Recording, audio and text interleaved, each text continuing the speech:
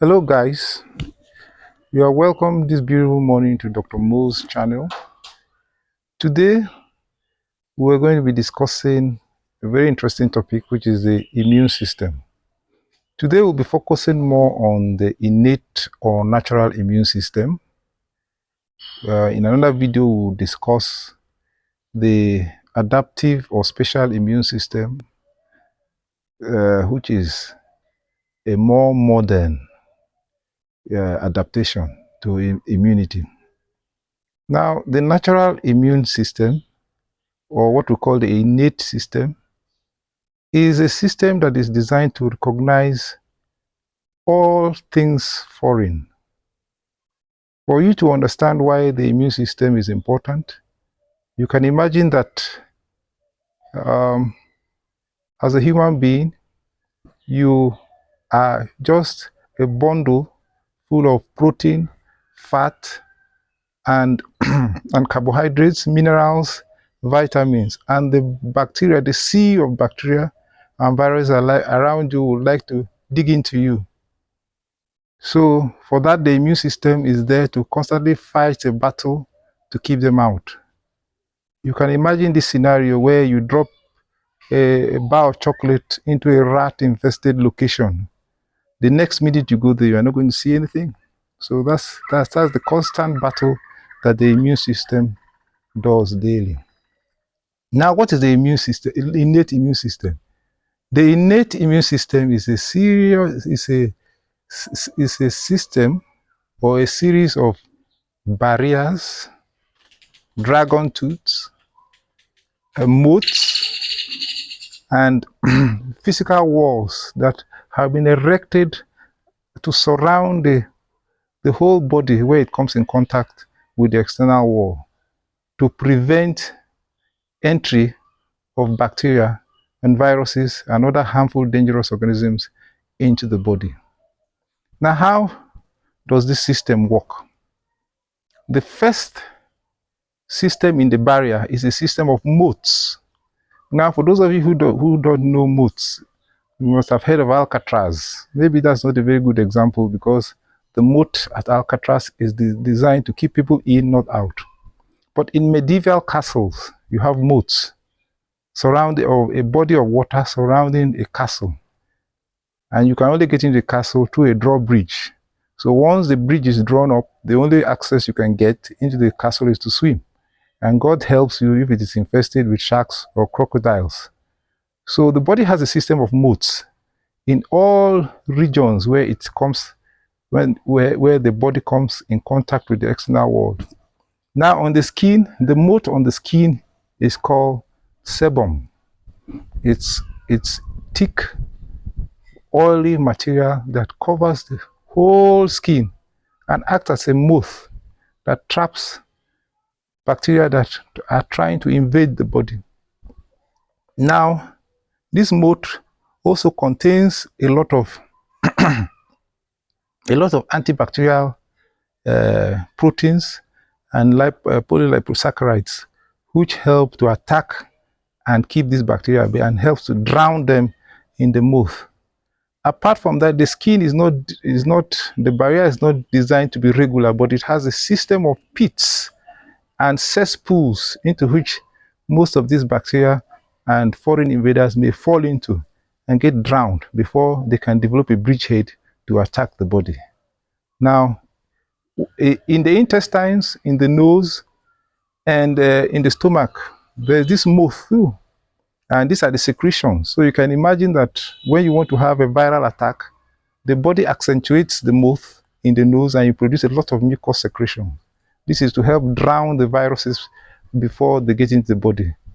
But the most dramatic and the most intense moat in the body is the stomach, which is a cauldron filled with acid. And any dangerous bacteria that gets there usually gets burnt alive. So this is the first layer in the barrier immunity, a moat. The second in this barrier is a system of allies. Now these allies are other microorganisms that are called the skin, and in the intestines, the gut microbiome, and in the nose, the nasal microbiome, in the mouth, the oral microbiome. Now, these are harmless or microorganisms that have learned to live uh, normally with the body, and they have a win-win arrangement. Now, the body provides them with housing and nourishment. Now, these bacteria, which are about 1,000 different types in the skin, and number in the trillions, and of course, the greatest place where you can get this bacteria microbiome is in the large bowel, where you have over 100 trillion of them. Now, how do they function in the immune system? They play three major roles. The first major role that they play is that they physically exclude dangerous bacteria, because they are seeds, hypothetical seeds, where bacteria can settle before they can develop a bridgehead. Now, if all these seeds are already occupied, when a dangerous bacteria or virus comes in, it virtually has no place to sit. You can imagine a situation where you want to get in the bus and all the seats are taken, and the bus is filled all the way to the door. You can't even get in. So that is one of the things that the microbiome functions that the microbiome perform. The second function that they tend to perform is that they produce substances that the invading dangerous bacteria find noxious, and so they are not able to get a foothold. They just fall off and die. Another function which the gut microbiome, or the skin microbiome does, is that the body uses them to play war games. Okay, the adaptive immune system uses this normal microbiome to play war games and to carry out drills so that they are ready and war ready whenever the dangerous guys come. This is because these friendly bacteria are sufficiently similar to the dangerous ones, except that they do not have weapons in their arsenal to invade. Okay, so by having a rich, diverse microbiome, you are actually giving your body enough allies so that the body can play war games with them and be ready for any external attack. So the skin microbiome and the gut microbiome all play this function. And it is very important that you maintain a varied and normal microbiome either in the skin or in the gut, so that you don't make room for dangerous foreigners to take over. Now, we have gone through the mouth, and we have gone through the buffer zone of microbiome allies that help in the defense of the body. Now, what is the next layer of this barrier? The next layer of this barrier is a physical barrier, a wall that is made of what we call in the skin. It is made of keratinized cells. Keratin is a very difficult protein for bacteria to chew. Only few bacteria, and particularly the dangerous bacteria, are not known to possess these enzymes called keratinases. So they are not able to chew up this, even if they get a foothold, they're not able to break this barrier and enter the body. Another thing about this, the wall, is that it's a slippery wall.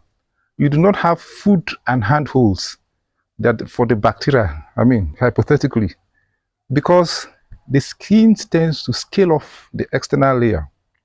Okay, a process that is called exfoliation or desquamation.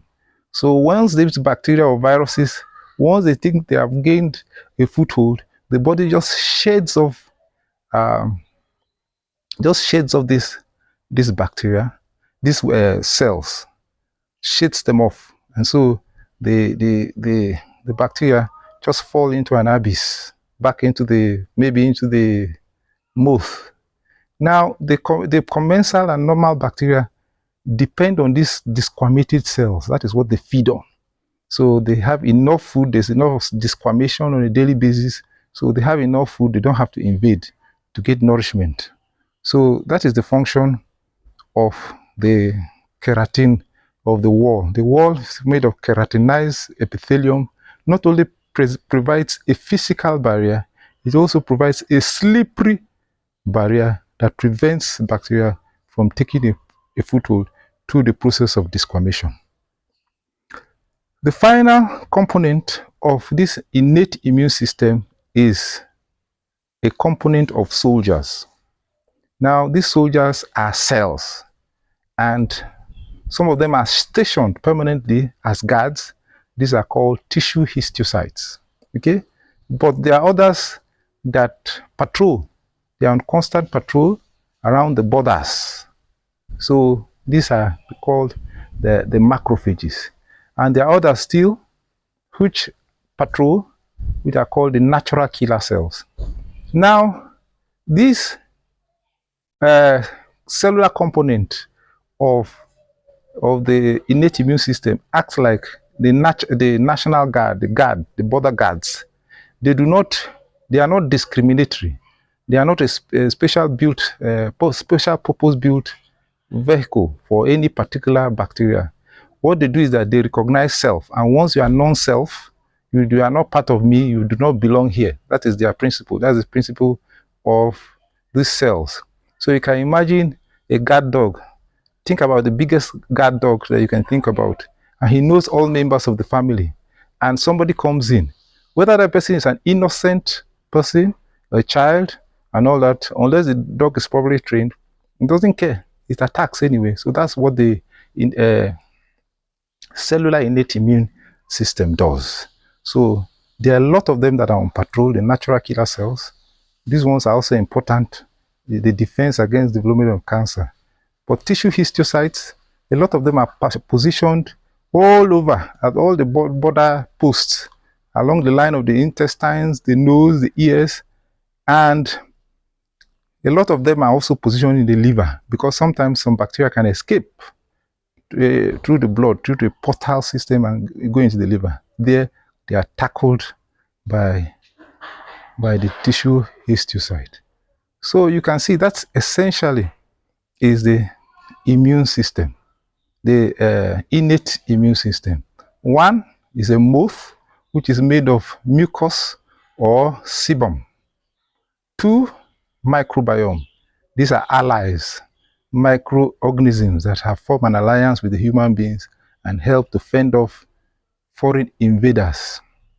Three, a physical barrier wall that is very slippery and prevents bacteria from climbing up it and prevents them from getting a foothold or a handhold. That's number four. Then the five is soldiers, border guards and soldiers who man the borders and patrol the borders and prevent invasion by these dangerous organisms. Now, it is possible that you can do things that can affect the innate immune system by using abrasives and toxic agents that kill bacteria on the skin or in the gut. You create space for dangerous bacteria to take this. So it is advised that, for instance, broad spectrum antibiotics using astringents on the skin. Okay, all these things can cause, or taking steroids, all these things can dampen the innate immune system and predispose you to illness. Thank you very much. See you in the next video. Please do not forget to like, subscribe, and hit the bell so that when the next video on the adaptive or special immune system I post it, you'll get to watch it. Thank you very much.